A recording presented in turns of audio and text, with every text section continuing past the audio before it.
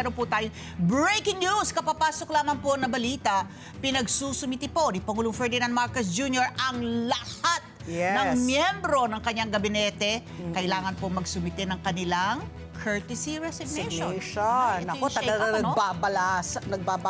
midterm. Oo. Balasa. Oo. Balasahan is shuffle, pero baka merong mga hindi maano. Shuffle and sibak. Sibak. Ayon po sa Presidential Communications Office o PCO, nais po ng Pangulo na baguhin ang administrasyon kasunod po ng naging resulta ng halalan. Nangangahulugan ba na mayroong mga miyembro ng gabinete na hindi nasiyahan ang Pangulo sa performance? Oo, maraming nachichismis. Kinikilala po ng Pangulo na nais ng taong bayan ng resulta mula po sa pamahalaan. Saka ano na siya last 3 years. No?